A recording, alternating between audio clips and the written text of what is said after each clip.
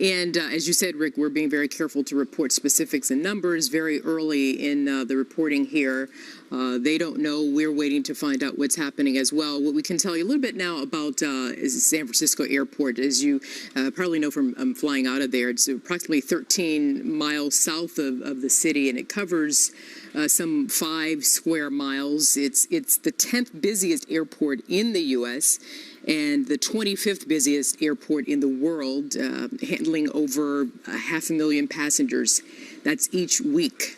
The airport itself averages over 1,000 flights per day. It is the international terminal. It's also the largest international terminal in North America. And we are looking at pictures of the schematics of the airport on the right, and on the left you're looking at the crash scene. That is that flight 214, Asiana flight from Seoul, South Korea, was supposed to land safely there at runway 28 left, and something went wrong at the very final moments of the landing, according to Robert Mark, who we just spoke to. He's a commercial pilot who has in fact flown into SFO himself.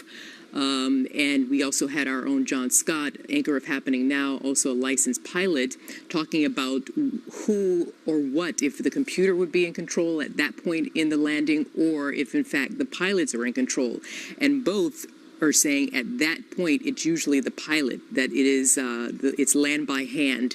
And according to weather reports, Rick, as you know, the weather conditions there were pretty perfect. So it is on the bay, though, and of course San Francisco is known for a lot of wind, and so that could have very well played a role. It's just too early to say, but John was talking about a phenomena called microbursts, which is where a sudden airflow change can cause a lot of problems for a pilot who is trying to land at San Francisco International or any other airport for that matter. And you were talking about 28L. That is one of the runways that juts out into the San Francisco Bay. It's the one that sort of heads in the most easterly direction. As we took a look a moment ago at the map of the different runways at SFO, and they sort of make a cross heading not directly north, south, east, west, but sort of in that direction. And 28L is the one that heads off into the bay to the east, and that's where this took place.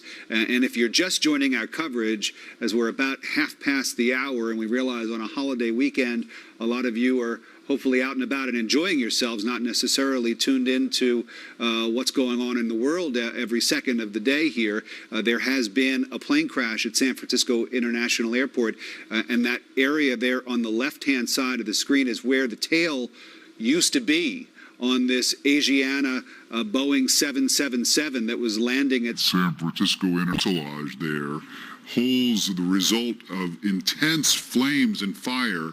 That fire started after the plane landed and after everyone was taken off the plane, or at least most people had been taken off the plane. We understand that there are a number of injuries, some of them burn related, but just so you know, it's not as though this plane blew up in the air and then just dropped there. It was after the landing that the fire broke out.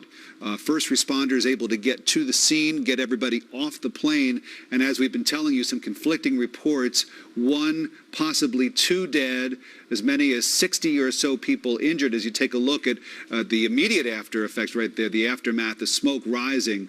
These are shots obviously from right after the plane landed and had all of its problems. But Rick, what is very remarkable as we look at these pictures, that if you had some 291 passengers on board, 16 crew members, remarkable that the fatality count at this point, we're not confirming exactly. It's extremely low. Of course, we never want anyone to perish, but considering what could have happened, it is indeed remarkable. If you've flown anywhere from the other continents, you know that you probably have been on a twin-engine Boeing 777, 777. It's the most popular aircraft chosen for the long-distance travel, often used for those flights up to 12 hours or more, or travel from one continent to another.